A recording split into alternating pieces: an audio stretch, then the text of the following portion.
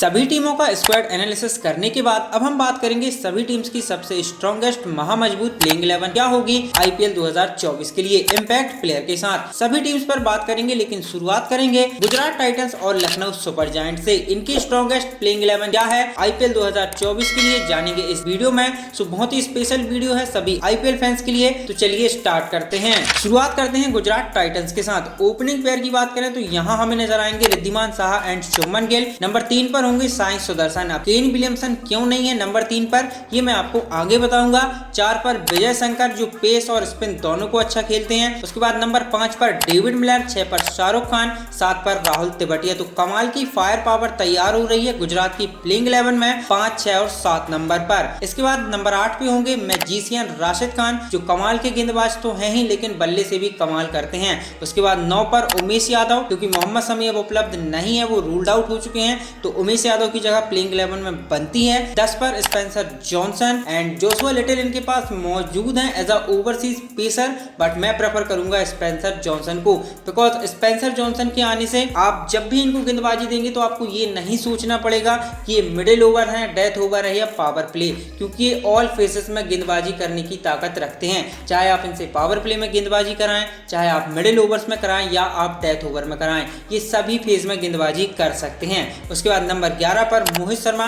Last season इनका कमाल का परफॉर्मेंस रहा था, तो इस सीजन जीटी इनके साथ श्योर शॉट स्टार्ट करेगी। इस प्लेइंग 11 में आप देख सकते हैं कि David Miller, Rashid Khan and Spencer Johnson, 3 he overseas खिलाड़ियों को मैंने रखा है। अब देखिए यदि ये 3 ओवरसीज के साथ जाते हैं तो फिर इम्पैक्ट प्लेयर का जब ये यूज करेंगे तो उनके पास ऑप्शन रहेगा कि ये ओवरसीज को भी लेके आ सकते हैं या फिर इंडियन को भी लेके आ सकते हैं। ये जिसे चाहे उसे लेके आ सकते हैं। लेकिन यदि इस प्लेइंग 11 में हम केन विलियमसन को फिट करते हैं तो फिर आपके Williamson, Miller, Rashid, Spencer 4 overseas player confirm होते हैं। फिर आप इम्पैक्ट प्लेयर के रूप में किसी विदेशी खिलाड़ी को नहीं लेके आ सकते।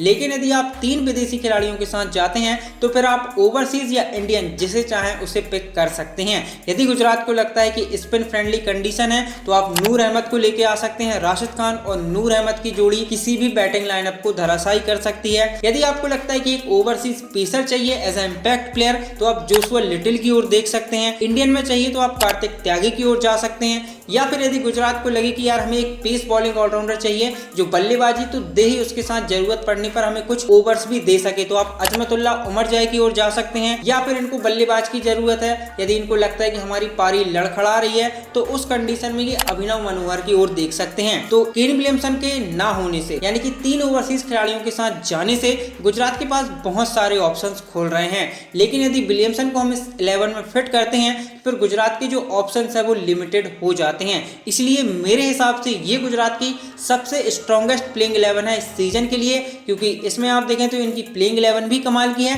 प्लस इनके पास ऑप्शंस भी ढेर सारे खुल रहे हैं एज अ इम्पैक्ट प्लेयर का ये यूज करेंगे तो इनके पास बहुत सारे ऑप्शन ओपन रहेंगे। तो मेरे हिसाब से ये है गुजरात की सबसे स्ट्रॉन्गेस्ट प्लेइंग 11 इस सीजन के लिए। इसके बाद लखनऊ सुपर जायंट्स की बात करें तो पहले तो खबर यह है कि केएल राहुल इस सीजन मिडिल ऑर्डर में बल्लेबाजी करेंगे एंड हम उसी को ध्यान में रखते हुए इनकी प्लेइंग 11 बनाते हैं। तो ओपनिंग पेयर में नजर आएंगे Quinton de Kock and Devdutt Padikkal. अब पडिक्कल को जब इन्होंने ट्रेड किया था तो ये समझ नहीं आ रहा था कि पडिक्कल को लेके क्यों आए हैं, क्योंकि इनकी प्लेइंग 11 में उनके लिए स्लॉट खाली नहीं था। लेकिन अब जब केएल राहुल मिडिल ऑर्डर में बल्लेबाजी करने वाले हैं जैसा कि सुनने में आ रहा है, तो समझ आता है कि देवदत्त पडिक्कल को इन्होंने क्यों ट्रेड किया था। तो Padikkal and de Kock as a opener हमें नजर आएंगे। उसके बाद नंबर 3 पे होंगे दीपक हुड्डा।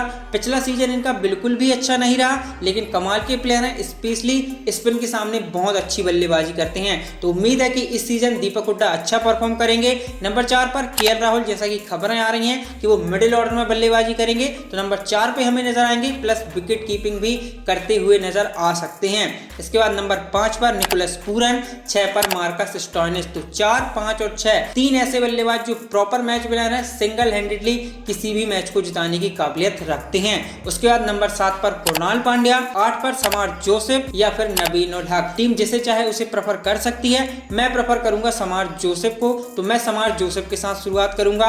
उसके बाद 9 पर मोहसिन खान। अब देखिए आबिद खान जा चुके हैं तो मोहसिन खान के ऊपर जिम्मेदारी और रहेगी कि और अच्छा परफॉर्म करें। 10 पर Ravi Bishnoi as a premier spinner, उसके बाद 11 पर यश ठाकुर जिन्होंने पिछले सीजन कमाल ही गेंदबाजी की थी, प्लस डेथ ओवर्स में आके जो यॉर्कर्स इन्होंने एग्जीक्यूट किए थे वो कमाल के थे। इम्पैक्ट प्लेयर के रूप में ये यूज कर सकते हैं यदि इनको बल्लेबाजों की आवश्यकता है तो आयुष बदूनी के साथ आप जा सकते हैं, अच्छे बल्लेबाज हैं, या फिर आप प्रेरक मनकड़ के साथ भी जा सकते हैं जो बल्लेबाजी देंगे। उसके साथ साथ यदि आपको जरूरत पड़ती है तो ये आपको कुछ ओवर्स भी डाल के दे सकते हैं। यदि आपको स्पिनर चाहिए कि अच्छी स्पिन कंडीशन मिलती है तो आप अमित मिश्रा की ओर जा सकते हैं, तो अमित मिश्रा और रवि बिश्नोई की जोड़ी बन जाएगी। यदि आपको पेस बॉलर चाहिए तो फिर आप शिवम मावी या फिर युद्धवीर सिंह चरक की ओर देख सकते हैं। सो इस तरीके से शेप अप होती है लखनऊ की स्ट्रॉन्गेस्ट प्लेइंग 11 इस सीजन के लिए। सो ये रही गाइस गुजरात टाइटंस और लखनऊ सुपर जायंट्स की सबसे स्ट्रॉन्गेस्ट महामजबूत प्लेइंग 11 आईपीएल 2024 के लिए। अब आप लोग कमेंट सेक्शन में बताइएगा कि आपके हिसाब से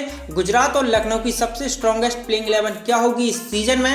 अपनी राय कमेंट सेक्शन में देना ना भूलें गाइस। बाकी आज के लिए इतना ही। आई होप आप लोगों को वीडियो पसंद आया होगा। यदि पसंद आया है तो लाइक करें, अपने दोस्तों के साथ शेयर करें, एंड चैनल पर पहली बार आए हैं तो सब्सक्राइब करना ना भूलें। बाकी मैं मिलता हूं अगले नए वीडियो में, तब तक के लिए bye bye, take care, thank you so much.